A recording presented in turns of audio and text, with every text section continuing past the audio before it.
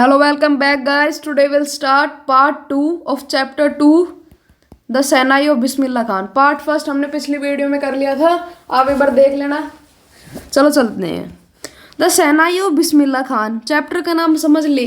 ये कह रहा है कि बिस्मिल्लाह खान की सहनाई के बारे में इसमें हम पूरे में पढ़ेंगे। Emperor Aurangzeb banned the playing of a musical instrument called pungi in royal residence for it had a shrill unpleasant sound। जो औरंगजेब था उसने पुंगी को बैन कर दिया था। क्यों? क्योंकि उसकी जो आवाज थी वो बेसुरी थी। Pungi became the generic name for reeded noise makers, मतलब कि पुंगी ना एक ऐसा नाम हो गया था कि ये बड़ी बेसुरी है। Few had thought that it would one day B revived, कि कुछ ने सोचा कि ये आगे कभी सुधारी जाएगी। A barber of a family of professional music who had access to the royal place decided to improve the tonal quality of pungi। जो प्रोफेशनल म्यूजिशियन थे राज दरबार में, उन्होंने सोचा कि हम पुंगी को सुधारेंगे। ये choose a pipe with a natural hollow stem that was a longer and broader than the pungi. एक ने लॉन्गर और ब्रॉडर स्टेम ली या pipe. when he played on it, closing and opening some of these holes, soft and melodious sound were produced। उसने हाथों से उससे एक होल को बंद करा, ऐसे करके देखा तो उसमें से मेलोडियस साउंड आया, मतलब अच्छा sound. He played the instrument before royalty and everyone was impressed. उसने फिर ये साउंड ना लोगों के आगे बजाना शुरू करा तो ये सब इम्प्रेस हो गए। The instrument so different from the pungi had to given a new name, कि ये पुंगी से डिफरेंट था तो उसका नाम भी न्यू होना चाहिए। As the story goes, since it was first played in the Shah's chamber and was played by nai barber, the instrument was named shehnai. जो शाहजहां था ना उसके सामने भी ये बजाया गया। वॉज प्लेड बाय नाई, मतलब जो बार्बर होते हैं उसके द्वारा ये बजाई गई थी, और इसको क्या कही थी? Shehnai. The sound of shehnai began to considered auspicious, मतलब बहुत अच्छा सुरीला साउंड निकलता है, इससे ये कहने लग गए। And for this reason it still played in temples and indispensable component of north Indian wedding. उसके बाद ये टेम्पल में और जो नॉर्थ इंडिया में वेडिंग होती है उसमें बजने लग गई। In the past the shehnai was a part of नौबत और traditional assembled of 9 instrument found at royal courts. उसके बाद जो 9 इंस्ट्रूमेंट मिलते हैं रॉयल कोर्ट्स में, उसमें भी इसका दाखिला हो गया। Till recently it was use only in temples and weddings. The credit for bringing this instrument on the classic stage goes to Ustad Bismillah Khan. जो ये इंस्ट्रूमेंट क्लासिक स्टेज पे आया, पहले तो टेम्पल्स और वेडिंग में ही बजा करता, पर इसने ये स्टेज पे ले आया, और इसका सारा क्रेडिट किसको जाता है? उस्ताद बिस्मिल्लाह खान, जिसके ऊपर ये पूरा चैप्टर है। एज ए 5 year old, जब वो 5 साल का था, बिस्मिल्लाह Khan played gilli danda near a pond in ancient estate of Dumraon in Bihar. उसने गिल्ली डांडा बजाया था दुमरान इन बिहार में। He would regularly go to near by Bihari ji temple to sing Bhojpuri chaita, at the end of which he would earn a big laddu weighing 1.25 kg of a prize given by local Maharaja.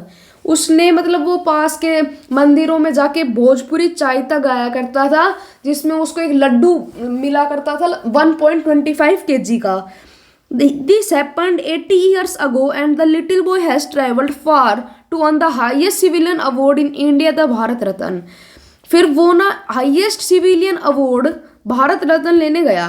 Born on 21 मार्च 1916 में वो बिस्मिल्लाह खान का जन्म हुआ। Bismillah belongs to a well-known family of musicians from Bihar. His grandfather Rasul Baks Khan was the Sainai Nawaz of Bhojpuri King's Court. His father Pegambar Baks and other paternal ancestors were also a great Sainai player. उसके जो ancestors थे वो भी एक Sainai player थे। The young boy took to music early in life at the age of 3 when his mother took him to his maternal uncle house in Banaras. Bismillah Khan was fascinated watching his uncle practice the shehnai. जब उसकी mummy उसके मामा के पास उसे लेके गई बनारस, जो अभी Varanasi, Bismillah was fascinated his uncle practice the shehnai. जब उसके अंकल सेनाई बजाया करते वो बड़ा उत्सुक रहा करता कि मैं भी बजाऊंगा। Soon Bismillah Khan started accompanying his uncle Ali Bakhsh. उसके बाद वो अपने जो मामा थे उसके साथ भी काम करने लग गया था। To Vishnu temple of Banaras, जो विष्णु टेम्पल है। Bakhsh was employed to play the shehnai, कि मतलब वो उसमें एम्प्लॉय रख लिया था कि शहनाई बजाने का काम करेगा। Ali Bakhsh would play the shehnai and Bismillah would sit captivated, कि जो अली बख्श था वो शहनाई बजाया करता और बिस्मिल्ला खान बैठा रहा करता for hours on and. Slowly he started getting lesson in playing instrument and would sit practicing throughout the day। वो उसके बाद सीखने लग गया धीरे धीरे।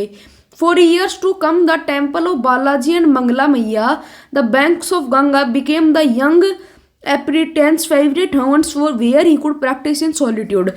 जो बालाजी और मंगला मैया जो बैंक है गंगा के, उसके पास वो बैठ के ये सीखा करता था। The flowing water of Ganga inspired him to improvise and invent ragas that earlier considered to be। जो गंगा का जो पानी था, जो उसका बैंक था, वो उसको इंस्पायर करा करता। At the age of 14, Bismillah Khan accompanied his uncle to Allahabad music conference। 14 साल का जब बिस्मिल्ला खान था वो अलाहाबाद म्यूजिक कॉन्फ्रेंस में गया। At the end of his recital, Ustan Faiz Khan patted the young boys back and said, work hard, you shall make it। उसने कहा कि तुम मेहनत करो, तुम ये कर सकते हो। With the opening of all India radio in Lucknow 1938, 1938 में बिस्मिल्ला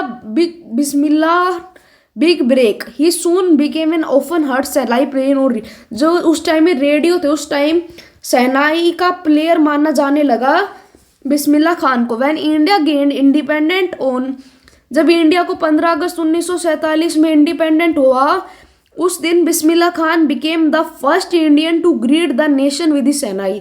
वो एक ऐसा इंडियन था जिसने सेनाई से लोगों को ग्रीट करा था। ही poured his heart out into राग काफी from the Red Fort to an audience which include Pandit Jawaharlal Nehru who later gave his famous Tries with Destiny speech।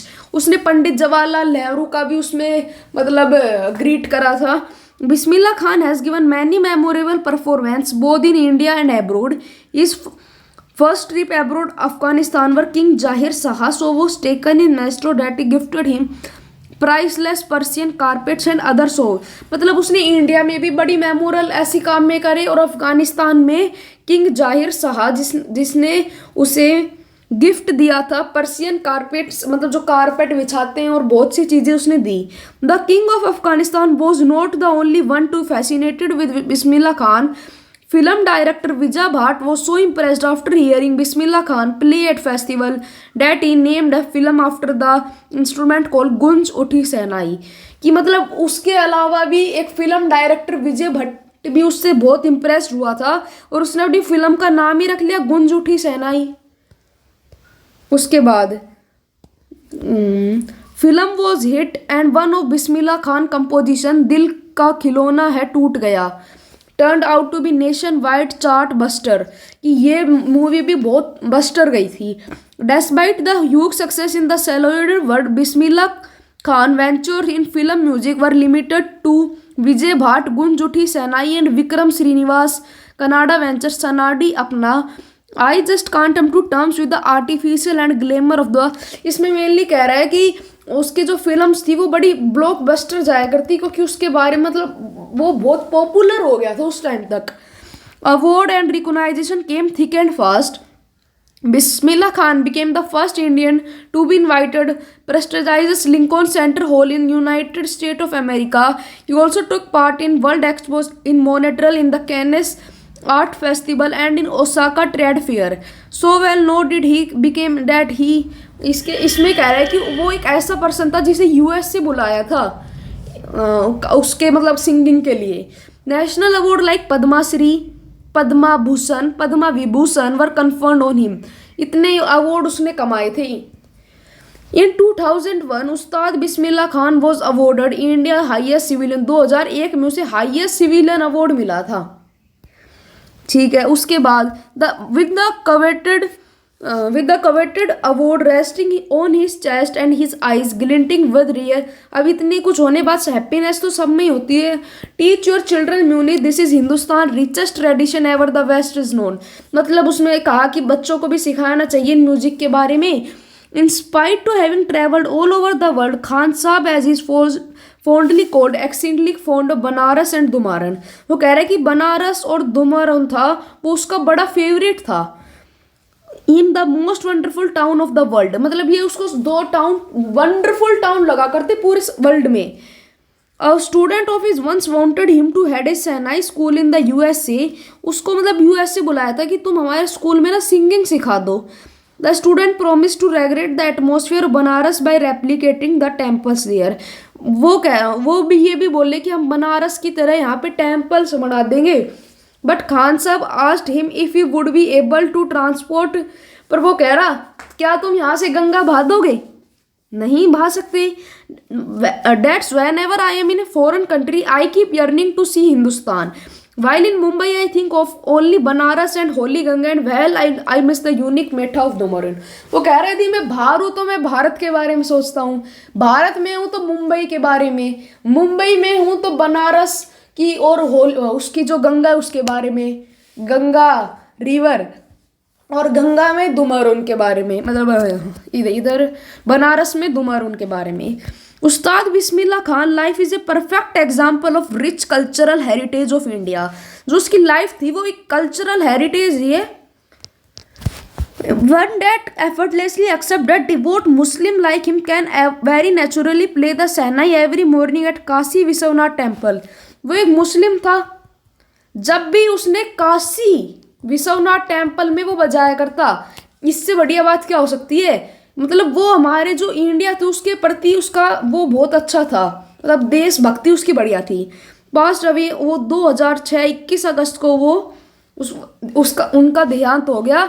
इस चैप्टर में मेनली इसी के बारे में, इसके दो पार्ट थे, एवलिन ग्लैनी और बिस्मिल्ला खान, दोनों साउंड से रिलेटेड थे। ओके बाय गाइज, मिलते हैं नेक्स्ट वीडियो में।